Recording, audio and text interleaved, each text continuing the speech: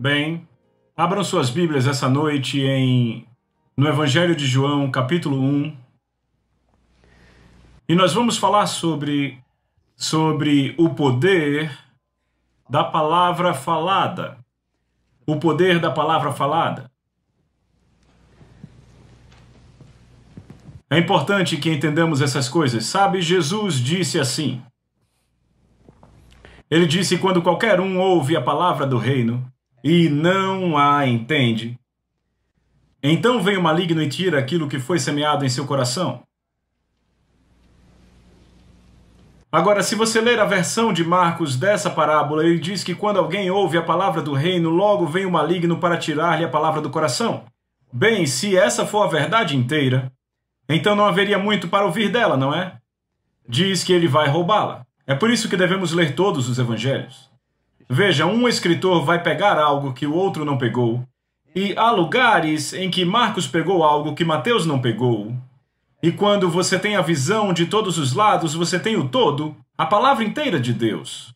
E então Jesus veio e falou, e Mateus registrou de uma forma. É claro, estavam ambos com Jesus, mas um ouviu de uma forma e escreveu daquela forma, e o outro lembra de outra coisa. Ele disse: quando alguém ouve a palavra do reino e não a entende. Esta é uma frase-chave. E algumas vezes esse é o elo faltante. Quando as pessoas não entendem a palavra, se elas não entendem a palavra do reino, então não só irá o maligno falar para te tirar daquilo, mas alguns membros da igreja também falarão. E sabe, se você tem pessoas suficientes dizendo: irmão fulano de tal tentou e sabe, ele morreu e não conseguiu fazer isso funcionar. Bem, eu aprendi há muito tempo que você nunca leva experiências para a palavra de Deus. É sempre uma coisa perigosa. E frequentemente você ouve pessoas dizendo coisas assim. Bem, eu sei que a Bíblia diz assim, mas agora ouça o que aconteceu comigo, e você vai ouvir o irmão fulano de tal. O que eles estão fazendo? Eles estão jogando fora a palavra por causa de alguma experiência que eles tiveram ou outro teve. E sabe, isso tira as pessoas da palavra. E então foi por isso que Jesus disse, como ele disse, e Mateus pegou: se ele não entende, então alguém vai falar para tirá-lo daquilo. E pode ser um membro da sua igreja, alguém que não entendeu exatamente os princípios da Bíblia. Bem, falamos sobre isso a noite passada, no culto, sobre o fato de como Deus ensinou fé a Abraão, que foi fazendo com que ele mudasse o seu nome de Abrão. Ele fez Abrão dizer, bem, o certo não é dizer que Deus fez com que Abrão dissesse o que ele dizia. Ele mudou o nome dele para Abraão, para fazer Abraão dizer o que Deus dizia em sua palavra. A Bíblia fala de Abrão que ele cria no Senhor. Mas a Bíblia diz no Novo Testamento que Abraão creu em Deus, isso lhe foi imputado por justiça. Bem, como dizer a diferença entre uma pessoa que crê no Senhor e outra que crê no que o Senhor diz? Porque elas dirão o que Deus diz. E elas vão desavergonhadamente pronunciar o que Deus disse sobre elas e proclamar, seja evidente exteriormente ou não. Se chama o princípio de chamar coisas que não são, como se já fossem. Vocês que ouviram a noite passada se lembram de Romanos capítulo 4, onde ele diz: Deus que vivifica os mortos e chama coisas que não são como se já fossem. Falando sobre como ele ensinou fé a Abraão. Ele chamou as coisas que não eram como se fossem até que foi. Mas ele teve que ter a cooperação de Abraão para fazer com que aquilo acontecesse. Eu estou convencido que se ele não tivesse mudado o nome de Abrão para Abraão, ele teria que encontrar outro homem. Mas porque a palavra de Deus estava ali, ele teve que lidar com a situação onde ela estava. Agora você nota que Abrão não saiu andando por ali dizendo: eu não sou velho, eu não sou velho, eu não sou velho, eu não sou velho, eu não sou velho, a minha esposa não é velha para ter filhos. Veja, não há poder em negar o que existe. Veja, na década de 70, quando a palavra da fé foi ensinada nessa nação, como nunca antes, algumas vezes as pessoas não entendiam porque havia muita ênfase colocada em todo aquele que disser, e disser, e disser, e disser. Havia muita ênfase colocada nisso, mas na verdade você não pode pôr muita ênfase nisso. Eles simplesmente ficavam presos numa parte disso, porque se você estudar Marcos 11:23, vai ver que ele diz: todo aquele que disser, crer, não duvidar no seu coração que acontecerá como ele disse, terá da forma que disser. Então ele diz: disser 3 vezes e crer uma vez. É como o irmão Reagan diz: você tem que ter 3 vezes mais ensino sobre crer do que sobre dizer. Mas as pessoas ainda têm a ideia de que só precisam falar. Não, há muito mais a fazer do que dizer, mas sim, falar está envolvido no processo de fazer funcionar. Mas as pessoas têm ideia, tudo o que você tem que fazer é dizer. Você diz algumas vezes e vai acontecer. E o irmão disse ao irmão Happy Caldwell, ele estava num culto na Costa Oeste há um tempo atrás, o irmão disse: irmão Caldwell, essa coisa de fé e confissão não funciona. Ele disse: bem, por que você diz isso? Bem, eu disse 3.000 vezes por dia eu tenho um carro novo e não recebi. Um dia inteiro, disse ele. E não recebeu. Veja, tudo o que ele tinha era a fórmula, mas não o princípio. Veja, nós falamos na noite passada, no outro culto, sobre a lei da fé. A lei da fé é uma lei de Deus. Eu chamo de a lei da mudança. E está conectada com palavras. A razão pela qual está conectada com palavras é porque a fé vem pelo ouvir, e ouvir, e ouvir, e ouvir a palavra de Deus. O apóstolo Paulo falou disso no capítulo 10 de Romanos. Ele falou sobre a justiça que vem da fé, diz. Ele diz o que ela diz. Ele diz: a palavra está perto de ti, está perto de ti, está na tua boca e falada ao teu coração.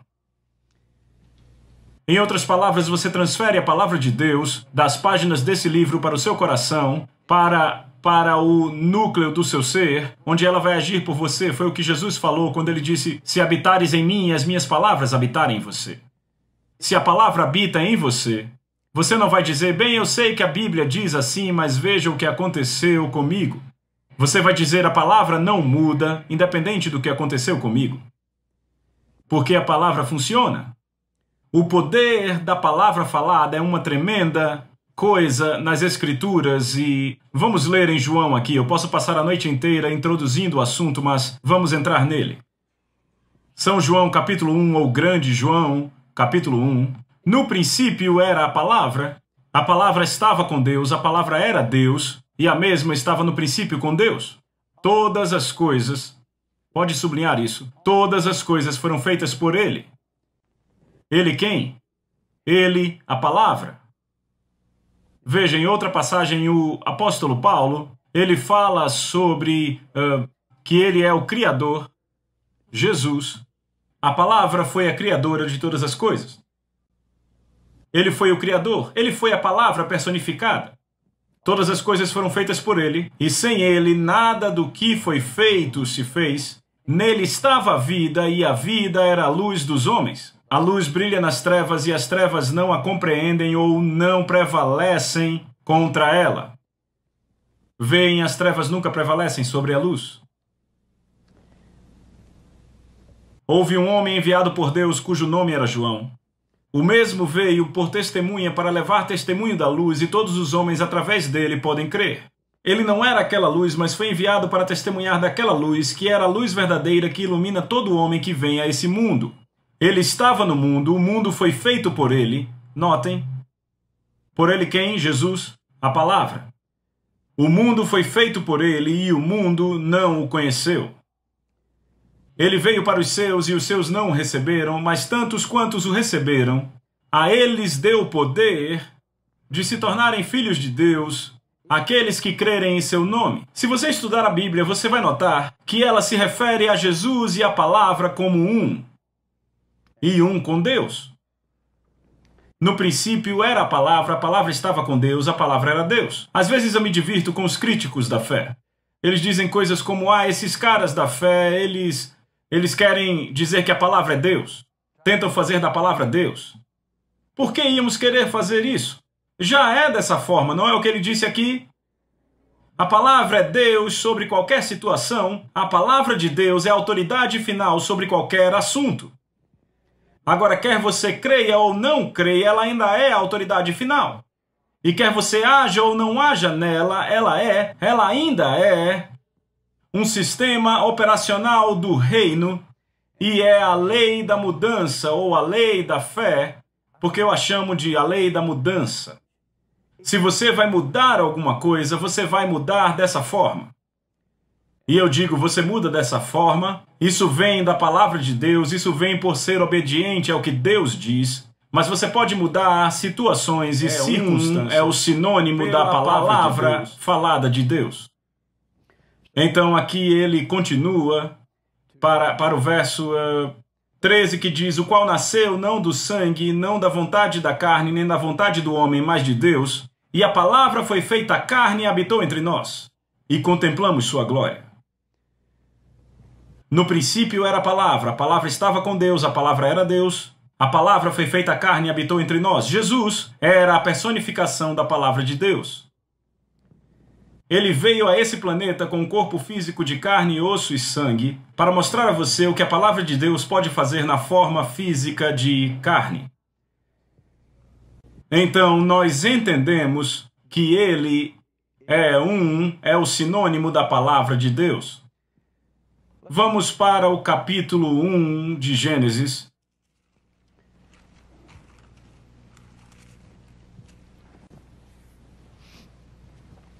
No princípio, Deus criou os céus e a terra. A terra era sem forma e vazia, e as trevas estavam sobre a face do abismo. Bem, a palavra sem no versículo 2, se você estudar, ela é traduzida quase sempre, ou na maioria das vezes,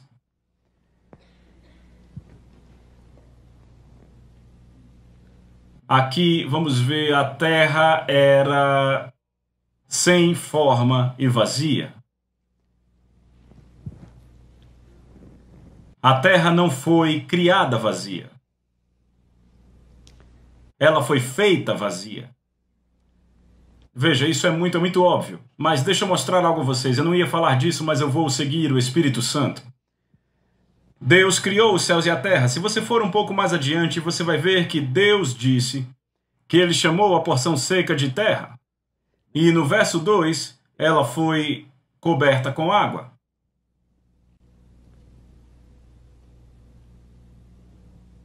Ele chamou a porção seca de terra e no versículo 1 diz que Deus criou os céus e a terra.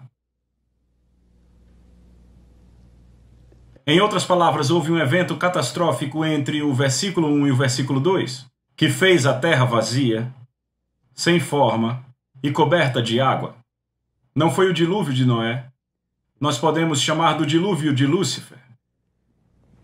Mas veja, Deus chamou a porção seca de terra. E se diz que ele criou a terra, era terreno seco, mas aqui está coberta de água.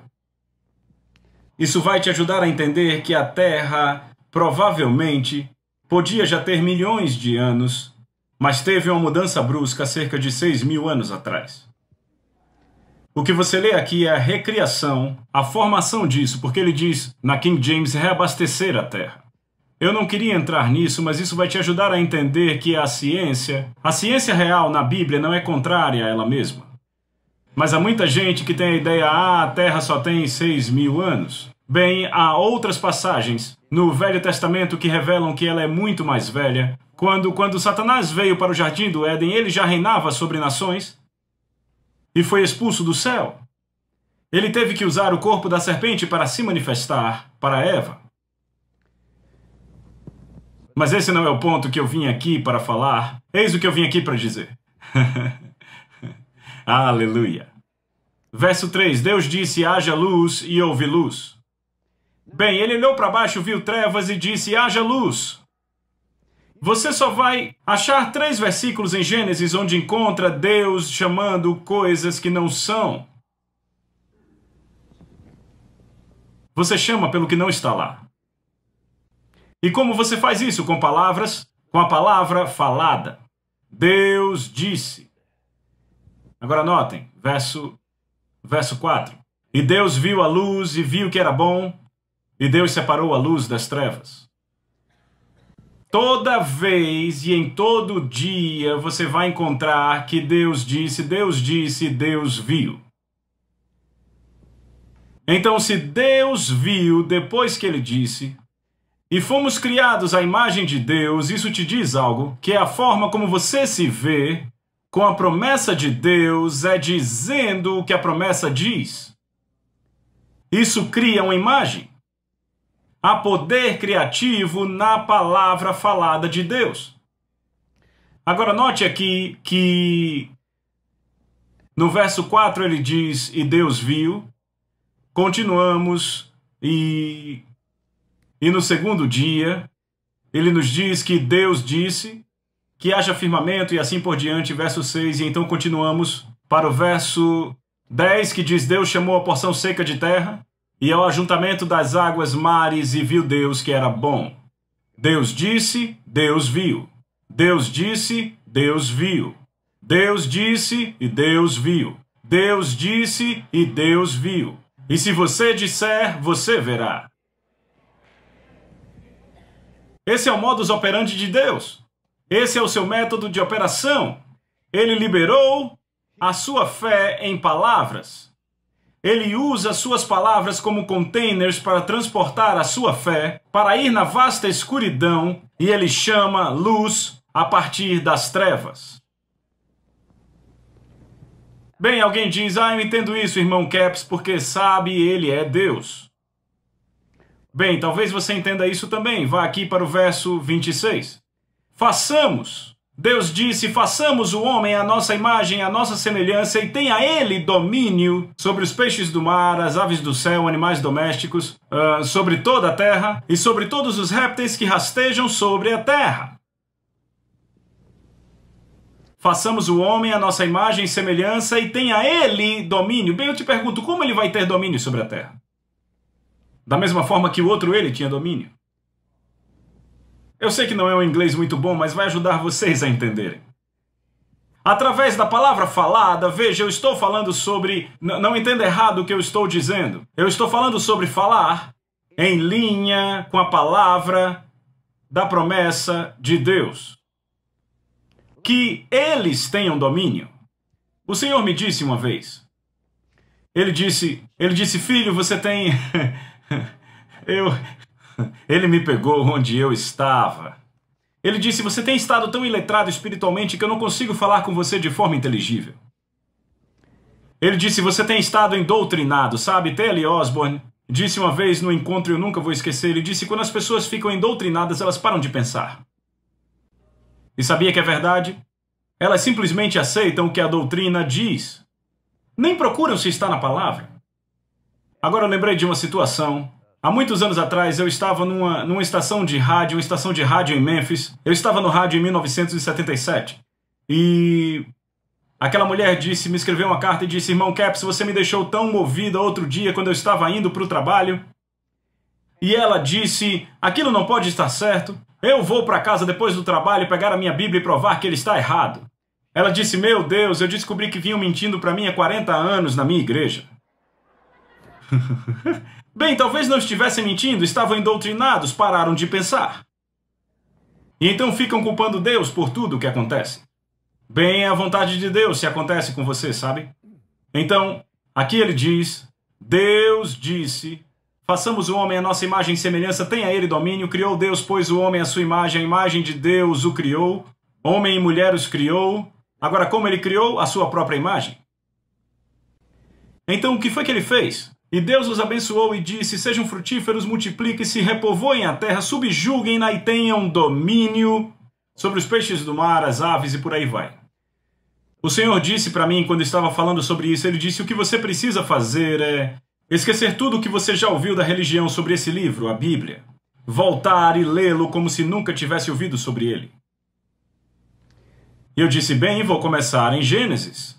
E eu cheguei aqui onde diz que eu tenho domínio sobre os peixes do mar. E eu disse, glória a Deus, vou pegar mais peixes agora. Na verdade, nunca me ocorreu que eu tinha domínio sobre os peixes. O meu pai pegava bastante peixe, 5 peixes de uma vez, às vezes ele até pegava mais. E Eu comecei a dizer: eu tenho domínio. Eu não ousava pescar no lago, mas eu tinha domínio sobre os peixes. E tudo mudou e funciona. Eu tenho peixes no freezer que provam que funciona. É melhor eu não começar com histórias de pescador. Mas aqui no versículo 31, viu Deus tudo quanto fizera, e eis que era muito bom, houve tarde e manhã o sexto dia. Deus disse, Deus viu. Todo dia que Deus disse, Deus viu. E algumas pessoas dizem: eu não consigo ver essa coisa de cura. É porque você não está falando, não está citando escrituras de cura. Porque se a palavra falada sai da sua boca, ela vai entrar em seu coração. A palavra está perto de ti, Paulo disse, está na tua boca e no teu coração. Primeiro na tua boca. E então vai para o teu coração. Agora não entenda errado, você tem fé por ouvir outra pessoa falar o que a palavra diz, mas vem mais rápido se você está falando com a sua própria voz. Então aqui nós temos exemplos clássicos em Gênesis 1 de que Deus deu à raça humana domínio sobre essa terra. Mas não há autoridade exercida, não há nenhum domínio exercido sem palavras. O centurião chegou até Jesus e, no capítulo 8 de Mateus, ele disse: o meu servo está em casa atormentado por uma enfermidade. Jesus disse: eu vou curá-lo. Ele disse: não precisa vir até minha casa, apenas fale a palavra e o meu servo será curado. Pois também eu sou homem sujeito à autoridade, tenho soldados às minhas ordens e digo a este vai, ele vai, a outro vem, ele vem, ao meu servo faz isto, ele faz. Aqui está um homem que entendeu a autoridade e ele entendeu que se Jesus dissesse a palavra, o seu servo seria curado. Ele disse: apenas fale a palavra e o meu servo será curado. Aqui está um homem sobre o qual Jesus parou e pregou um sermão. Ele disse: essa é a maior fé que eu já encontrei em todo Israel. Eu perguntei ao Senhor uma vez por que esse homem tinha mais fé do que todos os outros da aliança, afinal ele era um centurião romano. Esse homem ainda não tinha nem chegado ao entendimento da aliança naquele ponto. Mas Jesus disse que ele tinha a maior fé que ele já tinha visto.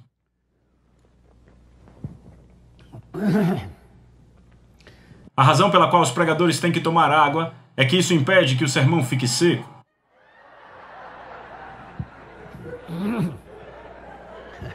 E alguém disse: beba mais!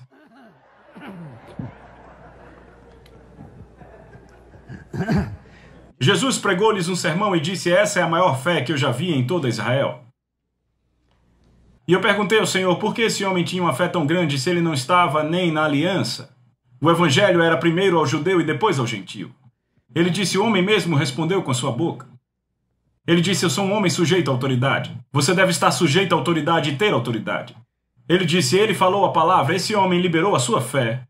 Na minha palavra, ele estava completamente persuadido de que se Jesus falasse a palavra, ele sabia que Jesus tinha autoridade sobre doença e enfermidade. Se ele fala a palavra, está estabelecido. O homem não tentou crer, ele cria porque cria. Ele tinha liberado a fé dele àquele ponto. Ele tinha usado aquela fé ao limite. Estava determinado até onde dizia respeito a ele, ele estava completamente persuadido que se Jesus falar a palavra, meu servo será curado. Agora você se pergunte, se Kenneth Copeland viesse à cidade, ou Oral Roberts, ou outro evangelista em quem você tem grande confiança, e você tivesse alguém que está doente, você diria: não precisamos ir orar por ele, apenas fale a palavra. Veja, esse homem disse: se você falar a palavra, meu servo será curado. E Jesus disse: vai em teu caminho, pois tu creste, assim foi feito a ele.